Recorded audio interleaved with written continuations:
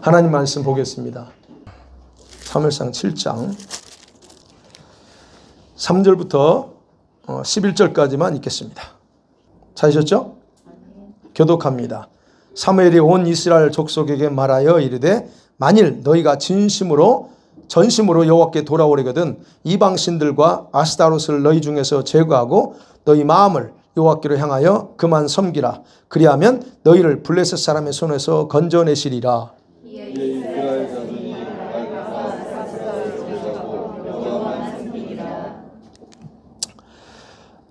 사무엘이 이르되 온 이스라엘은 미스바로 모이라. 내가 너희를 위하여 여호와께 기도하리라 하매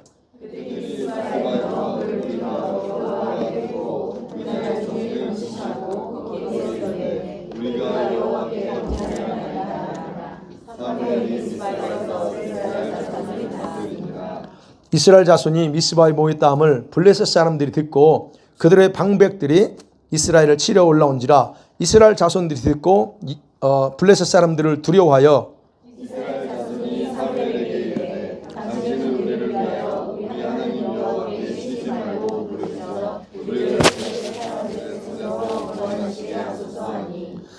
사무엘이 전 먹는 어린 양 하나를 가져다가 온전한 번제를 여호와께 드리고 이스라엘을 위하여 여호와께 부르짖음에 여호와께서 응답하셨더라.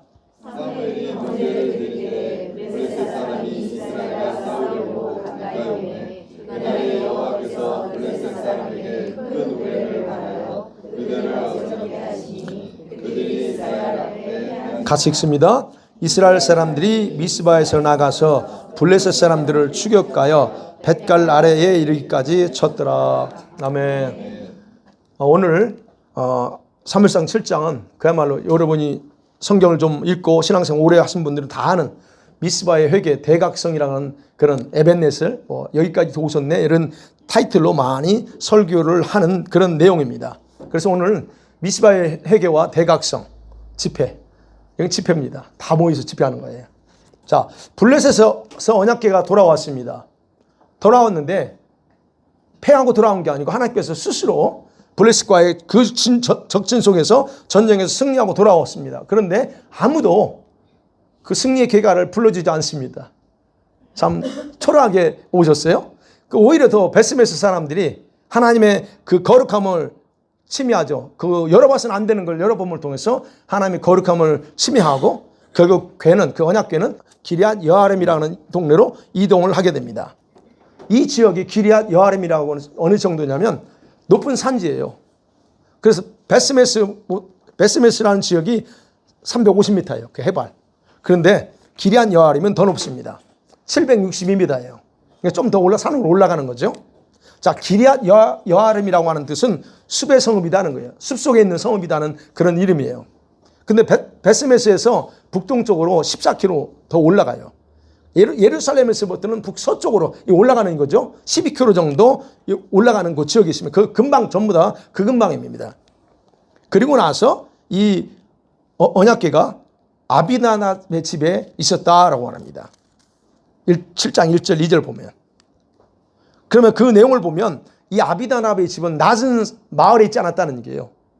그죠? 낮은 마을에 있는 게 아니고 외곽 산지에 이 아비나답의 집이 있었다는 겁니다. 그래서 이 아비나답의 집에다 이 옮겨놓은 이유가 뭘까 생각해 보면 베스메스 사건이 있죠. 사람들이 또 호기심에 베스메스 사람처럼 그 열어보면 발생할 수 있잖아요. 그래서 그걸 사전에 방지하기 위해서 아예 저 높은 데도 올려놓고 그리고 특별히 아비나답의 집에다 딱 놔둡니다. 아비나답은 이곳에 사는 레위인일 가능성이 많습니다. 왜냐하면 여러분 사사시대에는 레위인들이요 자기들에게 지정된 지역에 살지 않아요. 그냥 살다가 그냥 여기저기 이동합니다. 우리가 그게 사사기 17장에서 나오죠. 그 다음에 또 보면 이 아비나답이 후손들이 다윗 왕 때에 언약궤를 옮기는 일을 해요. 그걸 보면 이 아비나답은 레위인이다 하는 것을 우리가 예측할 수 있다는 겁니다. 그리고 아비나답은 자기 아들 엘리야사를 거룩하게 구별해서 이 법궤를 그의 임무는 법궤만 지키는 겁니다. 그렇게 했답니다. 그렇게 안전하게 언약궤는 몇 년간 보호 속에 있었어요? 20년 동안, 그죠? 2절에 20년 동안 언약궤는 보호를 받습니다. 자, 그게 이제 2절까지 내용을 제가 설명했습니다. 그 다음에 이제 3절부터의 그 배경이 어떤가를 우리가 잘 모릅니다. 그 부분을 설명하려요. 자, 전쟁에서 졌죠. 아벡 전쟁에서 졌습니다. 그 전쟁에서 졌는데 그 배경, 역사적인 배경을 잠깐 여러분 살펴보면요. 이스라엘의 사사가 몇 명이에요? 글씨가 안 보이죠? 너무. 자, 이스라엘의 사사 12명입니다. 아비멜렉도 뭐 사사라고 말하지만 아비멜렉은 사사를 안 쳐요. 그는 폭군이죠. 그 살인하고 했던 사람이. 근데 여러분 이렇게 그 사사들이 죽였는데 가장 중요한 건 7번째에 해당되는 야일이라고 하는 사사. 그 사사는 행적이 뭐 두드러지 나타나지 않아요. 근데 그때 바로 BC 1103년에 사무엘이 출생합니다. 이때. 그래서 학자들은 삼손도 이 1103년도 같은 시즌에 출생했을 거다라고 학자들은 그렇게 보기도 합니다. 그 다음에 입다 있죠? 8번째 입다. 그 다음에 입산. 그 다음에 엘론 있고 압돈 있고 그 다음에 마지막 삼손입니다. 그러면 이분들이 언제 사역했느냐 보면 여러분 우리가 그 정확하게 연도는 구분이 안 돼요. 학자들이 아무리 쪼개고 발라도 안 됩니다.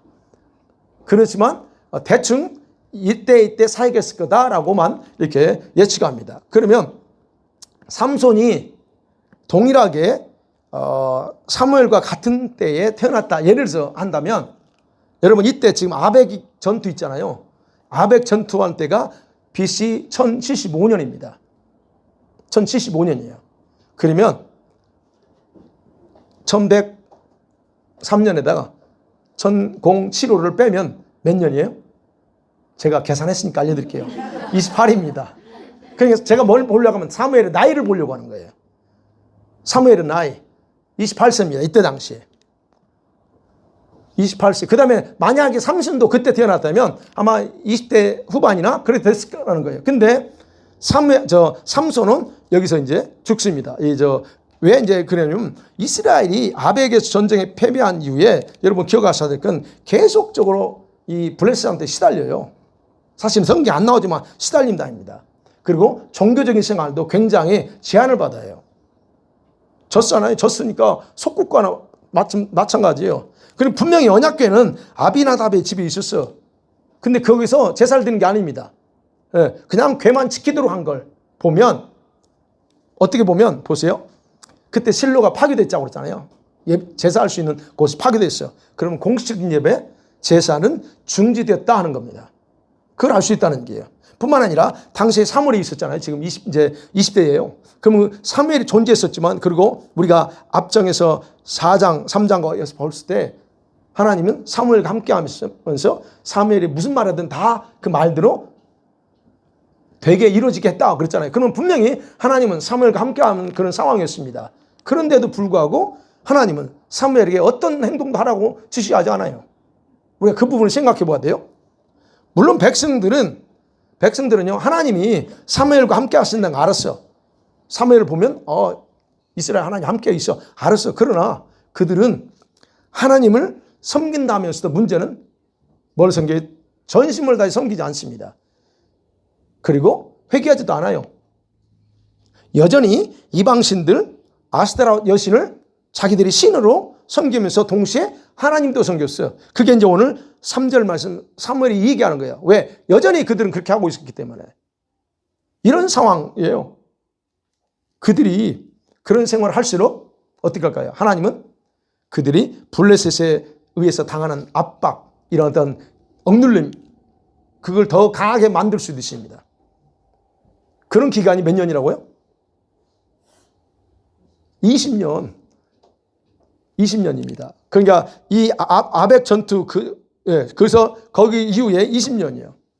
그냥 이런 20년 긴 세월 동안 계속되니까 백성들의 마음속에는 이제 하나님께 지은 죄에 대한 한탄, 그 한탄하며 크게 울부짖으면서 하나님에 대한 갈망이 서서히 자라나기 시작합니다.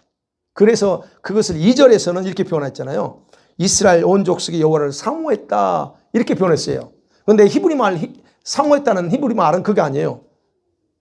그 말은 뭐냐면 한탄했다는 거. 진짜 그러니까 한탄이 그냥 뭐가 없어서 한탄하는 게 아니고 하나님에 대한, 그리고 정말 자기들의 죄에 대한 그걸 보면서 아, 우리가 왜 이런 상황까지 가야 되는가 하면서 한탄하면서 하나님에 대한 그런 마음, 갈망이 더 커졌다고 하는 단어예요. 그래서 그냥 우리 한국말로 사모했다라고 기록하고 있습니다.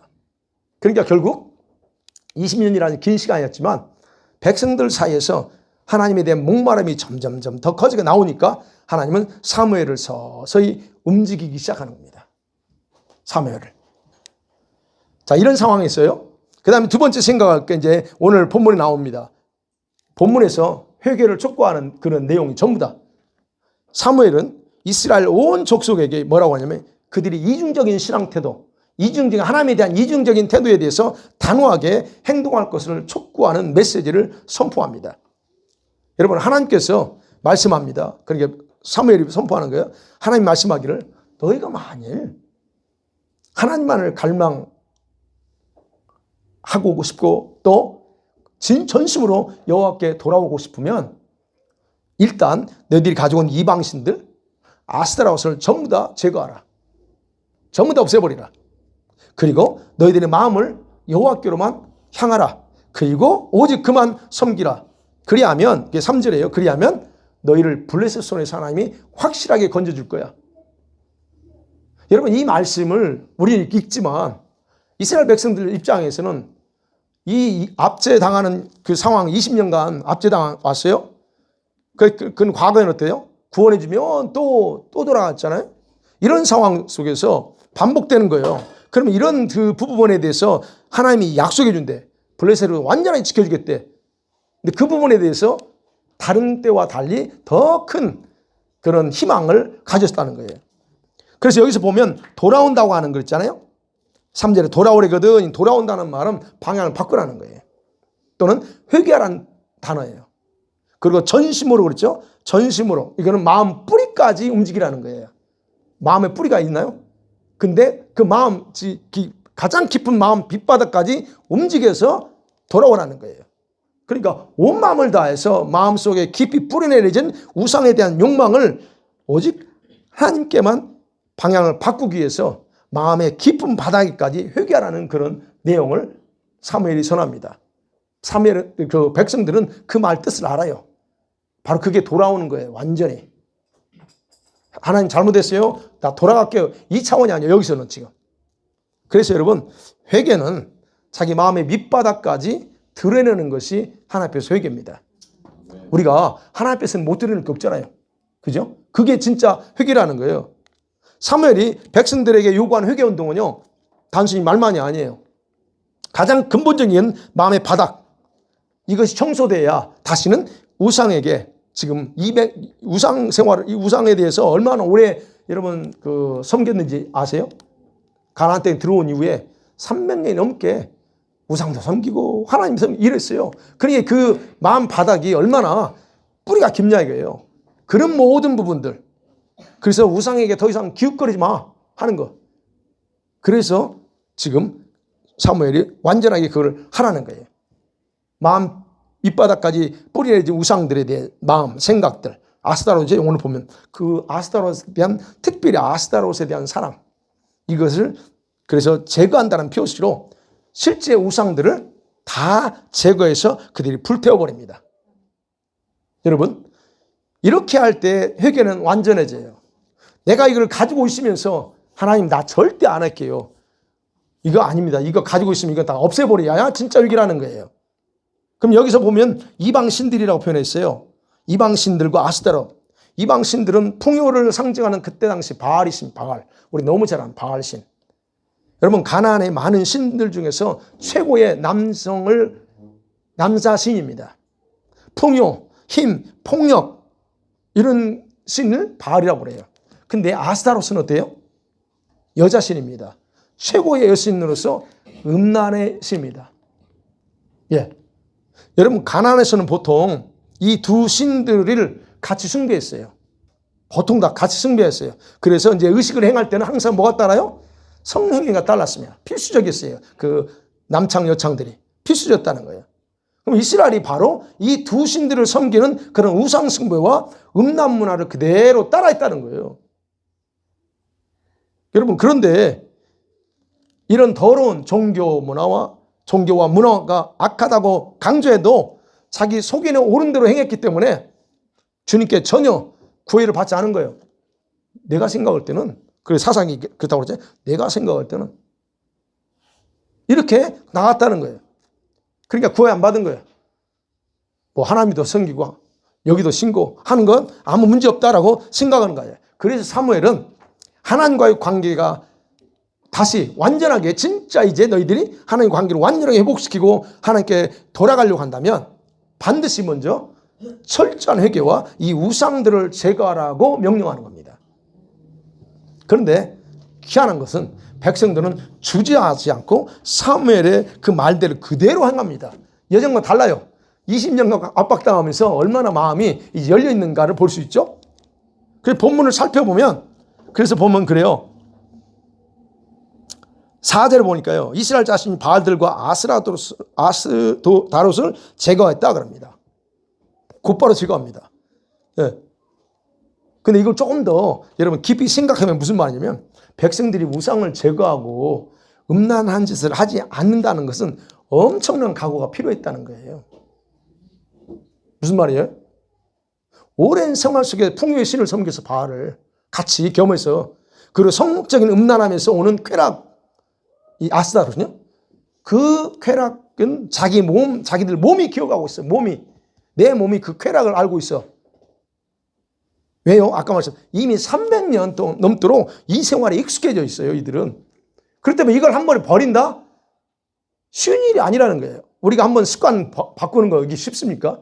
그죠? 안 되는데 그들은 과감하게 오늘 보니까 바알들과 이 아스타라를 딱 제거해서 정리했다라고 기록합니다.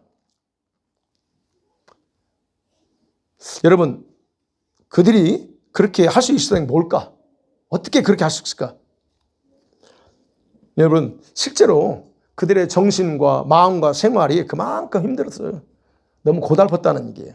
또 그렇게 하지 않으면 죽음이라는 걸 확실하게 깨달았기 때문에 이제는 어쩔 수 없는 거예요. 그러니까 하나님이 그 사무엘한테 지시한 것이 그들을 벌써 다 파악하고 하나님은 알고 있었다는 거죠. 그래서 사무엘은 이제 민족적인 대각성의 때가 되었다라고 판단하고서 온 이스라엘 지파들에게 또 다른 메시지를 전합니다. 그게 5절입니다. 미스바로 다 모이라 그럽니다. 미스바로 다 모이라. 내가 너희들을 위해서 여호와께, 이 블레셋으로부터 완전한 자유를 위해서 여호와께 기도할 거다라고 메시지를 전부 다 보냅니다. 자, 이 말은 자신이 전한 메시지대로 하나님께서 행하시나 아니나를 확인해 보라는 당당한 그런 자신감이 넘치는 메시지예요. 내가 누구야? 지금까지 하나님은 내 말대로 하신 분이야. 그런 하나님, 이거 지금 선포했잖아요. 블레셋 사람 다 건져줄 거야. 그걸 하나님이 하시나 안 하시나 와봐, 이겁니다. 이런 당당함이 필요하죠. 여러분, 오늘날 우리 교회 안에, 우리 성도들 안에 이 두 가지, 이 이스라엘 백성들이 섬겼던 있었던 돈사랑에 대한 물질 문화, 음란의 우상이 너무 많이 들어와 있다는 거 우리가 스스로 알죠. 교회 안에 우리가 교회를 정화시켜야 됩니다. 교회가 부흥하고 성도 개인이 하나님의 은혜와 축복을 충만히 받고 그 축복의 삶을 사시려면 바로 이런 우상을 마음속에, 마음 바닥에서부터 끄집어내서 회개하고 제거해야 됩니다. 이것이 우리 안에 절대적으로 필요해요. 그래서 오늘 미스바로 모이라고 하는 회개 집회예요, 이거. 그래서 제가 오늘 하나님 앞에서 오늘 저녁에 그런 부분에서 정말 우리가 우리 각 사람의 여러분 깊은 곳에 있는 이런 모든 것들을 회개하는 기회 없잖아요. 제가 여러분한테 회개하라고 제가 설교합니까? 종종 해야 될까요? 네. 저부터가 회개해야 되는데. 그냥 여러분 지금 오늘 사무엘은 지금 그걸 아는 거예요. 지금 이때가 어느 때냐? 이때는 지금 다른 게 없어. 철저하게 하나 앞에 회개하고 바닥에서부터 다 끄집어내서 해야 될 그런 때라고 하는 것을 얘기하는 거예요. 근데 우리에게도 그것이 절실하게 필요하다는 거예요. 그러니까 우리들의 문제는 그거잖아요. 하나님을 섬기면서도 동시에 마음에 우상도 가지고 섬기고 있다는 것. 하나님만 믿지만 자기가 좋아하는 것, 그 좋아하는 세상 것을 내 감정과 사상 속에 적당히 섞어서 믿는 사람도 있어요. 그래서 여러분의 믿음을 다시 셋업 해야 된다고 그랬잖아요. 성경 공부하면서. 그 믿음이 다 섞여 있는 것들 다 뜯어내야 돼요. 고쳐야 돼요. 우상숭배. 여러분, 우상숭배는, 여러분 보세요. 무슨 음란한 짓을 하고, 우상숭배는 무슨 음란한 짓을 하고 이상한 짓을 한 것만 의미하지 않아요. 그죠? 여러분과 저의 생활이 우상숭배가 될 수 있다는 거예요. 무슨 말이냐면, 우리 신앙생활이 우상숭배가 될 수 있다는 거예요. 무슨 말이냐면, 어떤 게 우상숭배라고 하냐면, 여러분 자신이 좋아하는 방식대로만 생활하는 거예요. 자신이 좋아하는 스타일대로만 하는 신앙생활, 그것이 곧 우상숭배가 될 가능성이 많다는 거예요. 왜? 그건 나는 철저하게 이게 옳다고 믿어요. 근데 그게 주님 볼 때는 아니야, 붙잡아서는 안 되는 건데, 여러분 우리가 우상이라는 마음에 붙잡아 놓고 있어서는 안 되는 게 우상이잖아요. 바로 그런 신앙생활이 바로 우상이 될 수 있다는 얘기예요. 진짜 우리의 삶은 뭡니까? 하나님의 원하시는 뜻을 따라 생활하는 것, 그것이 가장 기본적이어야 됩니다. 바로 이스라엘 백성들이 그 작업을 지금 사무엘을 통해서 작업하고 끄집어내고 있습니다. 자, 각오와 결단했습니다. 이스라엘 백성들이. 그러면 이제 행동을 합니다. 우상도 제거했습니다. 그 다음 스텝으로 넘어가야 돼요. 그 다음 스텝이 6절입니다. 6절. 그들이 미스바에 모였죠. 네. 모였을 때 사무엘은 함께 뭘 기도합니까? 뭘 하면 6절 다시 한번 읽어볼까요? 시작. 그들이 미스바에 모여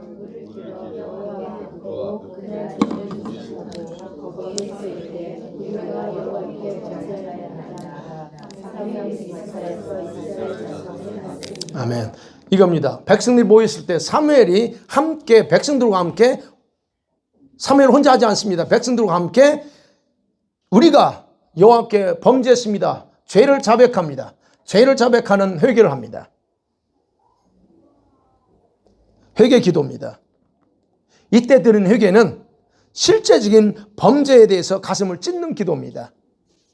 그동안 어떻게 우리가 범죄했는지, 바알을 섬겼고 그게 신이라고 제물 바치고 경비하고, 아스타로스를 신이라고 그런데 현장에 가서 걔네들이 하는 것도 보고 어떤 그런 음란한 짓에 참여하기도 하고, 이런 것들이 실제야. 그러면 이런 것들에 대해서 하나하나 다 나열하면서 범죄했습니다. 하나님, 나의 죄를 용서해달라고 회개하는 거예요. 이게 지금 6절이 그 얘기입니다. 가슴을 찢는 회개입니다.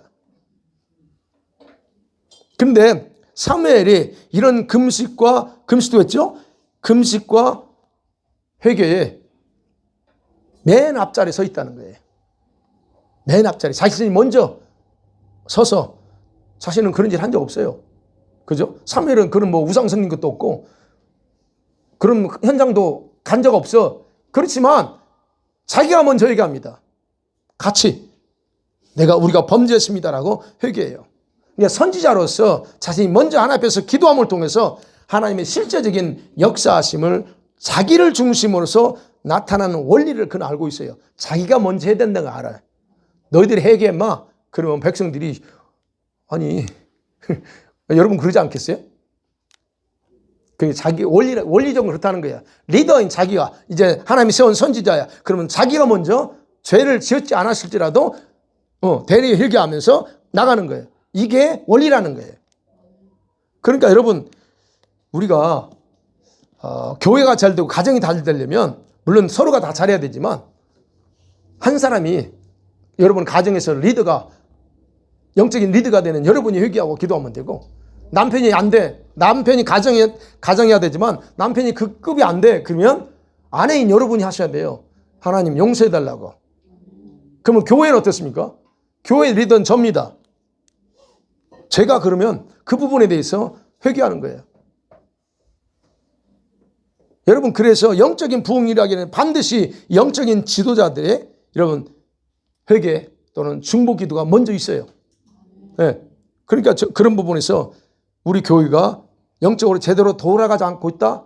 이건 제 책임이에요. 제가 방심하고 있다는 거예요. 여러분 어떠세요? 우리 교회 영적인 상태가. 여러분 기도할 때 느껴요? 느끼세요? 전사님이 막 했잖아요. 막 혼통치고 기도해야 된다고. 성도들에게 사단이 함부로 장난친다. 그건 먼저 저희 책임이에요. 저희 책임. 그래서 제가 저부터 각성하고 회개하려고 하나님, 제가 오늘 말씀처럼 금식하며 기도 회개하겠습니다. 제가 오늘 그래서 하나님 앞에 회개하는 그런 시간을 가져요. 오늘 전 또 기도할 때도 회개해야 되지만 이 사무엘은 그 원리를 알아요. 그래서 자기가 먼저 회개하고 그렇게 합니다. 그러니까 여러분 리더인 목사나 또는 목사 말고 또는 장로들이 있으면 장로, 교회 안에 어떤 안수집사, 권사님들, 평신도 말고 이런 분들이 교회 리더가 일꾼이라면 여러분들이 회개하셔야 돼요. 우리 영적인 상태를 파악하고 지금 어둠의 영이 어떻게 활동하고 있는가 이런 부분에서 파악한다면 우리가 그 부분을 용납하면 안 돼. 그래서 그걸 놓고 회개해야 된다는 겁니다. 금식하면서라도. 예, 그래서 기도 자리를 지켜야 되고. 자, 미스바에 이제 우리가 본문으로 돌아와서 미스바에 모여서 금식 기도하면서 부흥을 합니다. 근데 엉뚱한 일이 발생해요. 블레셋이 그 소식을 듣고 부흥 현장에 치러 옵니다. 예? 우리 집은 부흥이거든요. 집회거든요. 블레셋은요.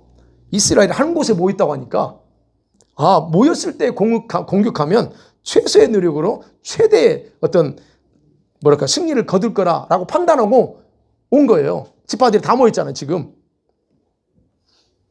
여러분 이런 순간 자 이스라엘 백성들이 이제 정말 과거의 죄악을 되돌이켜서 새롭게 회개하면서 믿음 생활을 하려고 출발하려고 하는데 그 순간에 전혀 예상치 않는 이런 뜻하지 않는 이런 문제에 직면했습니다. 여러분 처음에는 백성들이 강한 두려움에 잡혔어요. 그죠? 보니까 이 7절 하반절에 보면 이스라엘 자손들이 듣고 블레셋 사람들을 두려워하여 강한 두려움에 사로잡힙니다. 그런데 중요한 것은 그 다음이요. 그들이 어떻게 하냐. 두려움에 잡혔지만 예전처럼 그 두려움에 굴복하지 않아. 그 다음에 뭐라고 하냐면 그들이 사무엘을 불러요. 사무엘한테 뭐라고 합니까? 사무엘의 기도의 능력을 알잖아요. 그러니까 당신은 쉬지 말고 우리를 기도하세요. 우리를 기도하세요. 하나님의 초자연적인 그런 능력으로 우리를 구원하도록 해달라고 기도하라고 요청합니다. 이게 달라졌어요. 두려움은 있어요. 사람이니까 두려움은 가질 수 있는데 그러나 그들의 반응과 말이 달라졌어요. 회개하고 나니까 달라졌습니다. 그래서 그 8절 이하의 9절 보자면 이제 그 말을 듣고 사무엘이 어린 양 전난 어린 양 하나를 온전한 번제로 하나님께 드리면서 이스라엘에서 여호와께 부르짖죠. 하나님. 그랬더니 기가 막히게 하나님이죠. 9절에 보니까 하나님이 그의 기도를 드리고 즉각 응답하십니다. 그게 9절이에요. 어떻게 응답하셨는가는 이제 10절부터 나와요. 여러분 블레셋 땅에서 하나님께서 혼자 싸우셨죠. 그래서 승리했죠. 그런 것처럼 하나님은 하늘에서 엄청난 천둥소리를 일으켜서 블레셋 사람들을 혼비백산하게 만들어요. 그냥 대낮에 이런 천둥이 울릴 때가 아닌데 하늘에서 강력한 천둥소리를 울려서 이 사람들이 여기 나오죠. 당황합니다. 어지럽게 했다 그랬어요. 아주 당황해서 그들이 전쟁에서 패하게 만들어버려요. 참 하나님의 방법은 우리가 생각을 못하는 우리가 전 예상하지 못하는 방법을 해요. 이렇게 역사하실 걸 어떻게 알았어요? 그래서 이스라엘 백성들 어떻게 해요? 미스바에서 그거를 하나님이 하시는 걸 자기도 들었겠죠. 가서 어떻게 합니까? 블레셋에서 추격합니다. 추격해서 11절 보니까 벳갈 아래 이르기까지 가서 쳐서 이겨버립니다. 물론 여기서 이제 지역이 벳갈이라는데 어딘지 모릅니다. 어느 지역인지 자세히 몰라요. 여기서 그러니까 지역은 어딘지 몰라요. 지금 지역은 이름 없습니다. 그렇지만 거기서 멀지 않은 곳이에요. 그래서 말합니다. 이제 이겼죠. 그래서 이제 12절 이하에 보면 이스라엘 백성은 미스바에서 그렇게 승리한 후에 사무엘이 미스바와 센 사이에 돌을 세워요.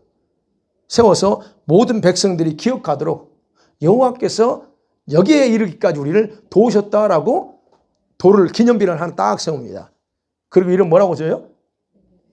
신원 에벤네슨이 아니고 여기 에베네셀이에요. 뭔 말인지 모르는구나. 에베네셀이라는 이름을 지어요. 에베네셀을 우리가 저 사장에서 전쟁했던 에베네셀 그 지역이 아니에요. 전쟁했던 그 지역 에베네셀이 아니고 이거는 기념별을 세우는 그걸 에베네셀이라고 그래요. 근데 그게 어딘지 정확히 모릅니다.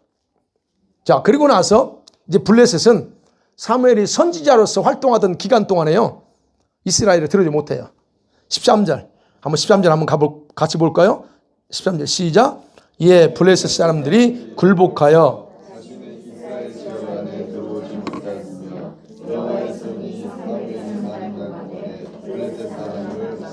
예, 하나님이 막아버립니다. 사무엘이 살아있는 동안 막아요. 그러니까 그 이후에는 들을 수 있었다는 거예요. 즉 그게 그래서 하나님이 이 죄를 지면 항상 문을 열어요. 죄를 지면 문을 엽니다. 막아놨던 그 보호막을 열어요. 그게 두려운 거예요. 그러니까 하나님이 보호합니다. 사무엘이 있는 동안. 그래서 사무엘은 그 말대로 자기가 약속했잖아요. 블레셋을 건질 거야. 약속대로 하나님이 이루어지고, 그러니까 결국 미스바에서 회개하고 각성한 백성들에게 하나님께서 확실한 증거를 보여준 거예요. 그 이후로 여러분 사무엘은 자기가 사는 날 동안 이게 자기 집에서 자기 집이 라마예요. 북쪽이에요. 라마에서 베델과 길갈과 미스바로 순회하면서 이스라엘 다스리면서 제단을 쌓았다라고 16절 이렇게 15절 16절 그렇게 기록하고 있습니다. 이것이 바로 미스바의 대각성과 회개의 결과라고 부릅니다. 여기서 중요한 포인트는 그들의 전심에 회개했다는 거예요. 오랫동안 우상 숭배와 하나님을 동시에 섬겼던 그런 이중적인 생활에 익숙했던 그들이 보세요. 증거가 있어야 될 거 아니야. 이제 사무엘 말에 그 증거, 무엇을 증거로 보여주면 그들이 과연 이 자기 조상들이 하나님을 참신이라고 믿을 수 있을까? 하나님이 딱 보여주는 거예요. 확실하게.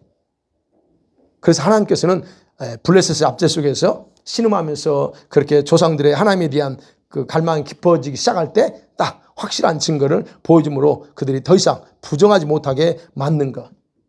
백성들은 여러분 이런 실제적인 체험을 통해서 오직 마음이 하나님께 집중되어 있어요. 그리고 사무엘은 그들을 영적으로 지도하기 위해서 순회하면서 순회 사역을 했다라고 말합니다. 그래서 오늘날도 사무엘처럼 이렇게 순회 사역하는 분들이 있어요. 자, 우리들은 여기서 한 가지 단순하지만요. 이 말씀 속에 단순하지만 실제로 많이 경험하기도 하는 원리를 하나 배울 수 있습니다. 은혜가 있는 곳에 항상 사단의 장난도 있다는 것이에요. 예. 백성들이 사무엘의 말을 듣고 정말 하나님만 섬기기로 작정하고 금식하고 회개하고 있는 상황이면 우리가 생각할 때 어떻게 해야 돼요? 더 좋은 일이 생기고 풀어져야 되는데 그 반대잖아요. 지금 우리가 작정하고 기도합니다. 하나님 내가 이거 기필고 작정하고 하나님 내가 이 모든 죄악을 버리겠습니다 하고 작정하고 기도하면 좋은 것으로 응답하고 그렇게 역사하세요. 원래 하나님은 그렇게 하십니다. 그런데 때로는 하나님은 자신의 영광을 위해서라면 반대로 일하시기도 합니다. 자신의 영광을 위해서. 자신의 그 존재감을 나타나기 위해서는 때로는 반대로 이렇게 일하시기도 한다는 거예요. 미스바에서 여러분 백성들이 당황하면서 회개하고 여러분 금식이 헛된 것이 되게 하는 순간 이게 지금 두려움이 잡히잖아요. 근데 여기서 백성들이 어떻게 반응했나 태도를 봐요. 그 태도 어떻게 했어요? 두려웠지만 8절은 그게 아닙니다. 기도하세요. 우리는 이겁니다. 그러니까 결국 뭐냐면 그들의 결심이 흔들리지 않고 있다는 것이 중요하다는 거예요. 이렇게 저런 현상들이 나올 수 있지만 자기 중심이 흔들리지 않는 거, 흔들리지 않고 정확하게 붙잡고 있는 게 중요하다는 거예요. 네. 뭐 작정해서 금식하는데 안 좋은 일이 생길 수 있어. 그렇지만 중심만큼은 흔들림 없이 가지고 있는 게 중요하다. 이게 가장 중요한 여기서 또 하나 볼 수 있는 원리라는 거예요. 우리들 마음속에 작정하고 기도하면 여러분 그래서 여러분과 제가 영적으로는 불안과 위험 같은 일이 그런 상황이 눈앞에 보이도요. 하나님은 반드시 자신의 전능하신 능력을 나타낼 기회로 오히려 그걸 사용하신다는 걸 기억하시고 흔들리지 마세요. 반드시 역사하십니다. 사랑하는 성도 말씀 맺어볼게요. 여러분의 마음은 하나님께서 어떤 능력을 나타나시고 필요한 증거를 보여줄 수 있는 상태로 준비되고 있나요? 만약에 주님이 여러분이 뭔가 능력을 나타내고 싶어 그 능력을 나타낼 수 있는 상태로 그걸 받을 수 있는 상태로 준비되고 있습니까? 주님에 대한 더 깊은 갈망 때문에 몸부림이 있습니까? 그거는 있죠. 주님에 대한 목마름. 네. 그런데 여러분 아마 우리들의 문제는 이스라엘 백성들과 동일한 문제일 거예요. 이 백성들이 가지고 있던 문제. 하나님도 사랑하지만 우리 마음과 생각 속에 하나님처럼 여기는 다른 것들도 동시에 가지고 자꾸 이중적인 그런 태도를 가지고 있는 거. 그래서 사무엘이 이야기했잖아. 오직 하나님만을 사랑하고 섬기려거든 전심으로. 그리고 그런 이중적인 것 아스타라 바로 모든 걸 제거하라. 이중으로 나눠진 마음을 오직 하나님께만 집중하며 섬기라고 명령하잖아요. 여러분 오늘 말씀 들으면서 그렇게 혹시 여러분 안에 있는 그런 2가지, 3가지 가지고 있는 하나님 외에 이런 것들로 고민하고 이런 것들 있다. 그럴 때 사무엘이 명령한 것처럼 정말 오직 하나님께만 그런 마음을 가지기로 작정하십니까? 그렇다면 다른 거 없어요. 지금 결심했으면 그 전까지 결심하기 전까지 가지고 있던 그 이중적인 마음의 태도 죄라는 거 고백하셔야 됩니다. 그건 죄예요. 그걸 회개하셔야 돼요. 금식하며 회개 기도할 필요가 있어요. 금식은 여러 종류 있겠죠. 미리의 금식도 있고 여러 가지 있겠죠. 그러나 정말 오늘 이 사무엘을 통해서 볼 수 있는 것처럼 정말 하나님 앞에서 회개는 그런 식으로 하는 거예요.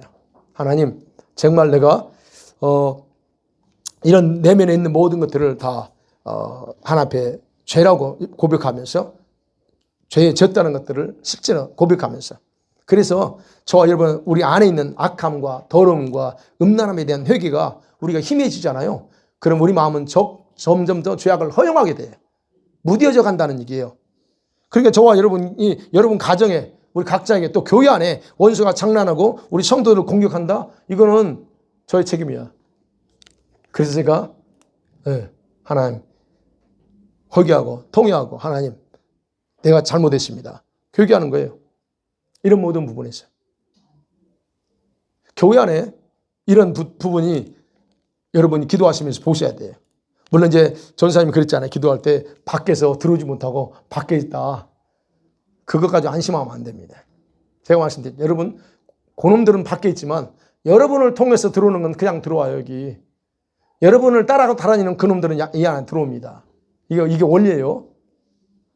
여기를 다스리고 여기에서 활동하려고 하는 놈은 못 들어와. 우리가 기도하니. 그러나 예배할 때 여러분이 들어와. 그러면 그놈도 같이 들어와. 여기는.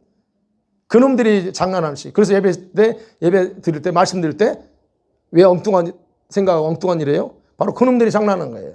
여러분이 말씀 들을 때 말씀 못 가도록 걔네들이 머리가 공격해. 영적 세계에서 그래요. 주님이 함께 하시지만 그렇다는 거예요. 그래서 우리가 그래서 제가 오늘은 우리가 정말로 미스바 대각성 회개처럼 우리가 하나님 앞에서 회개하는 시간을 가져야 되겠다라는 그런 마음을 갖습니다. 여러분 어떠세요? 회개할 게 없나 있나요? 많죠. 오늘 우리 같이 한번 미스바 회개의 시간을 가져봐요. 그래서 하나님 내 가정 살려주세요. 내 남편 다시 회복시켜 주세요. 내 아이들, 우리 학생들, 청년들 좀 다시 한번 일으켜 주세요. 그리고 교회 하나님의 강력한 그런 붙드심 속에서 장난하지 않도록 완전하게 보호를 해서 기도하세요. 그래서 하나님 이 시간은 기도합니다. 나에게 회개형을 부어주세요. 나부터 회개형을 부어주세요. 기도하시고요. 그리고 내 마음을 오직 주님으로 가득 채워주세요. 마음의 거룩함이 필요합니다. 마음의 거룩함. 제가 예전에 그런데 요즘 이제 그런 기도 안 했어요. 자기 전에 항상 보일러 내 머릿속에 상상 속에 보일러 덮고 해야 되는데 안 덮어. 요즘 잊어버려요.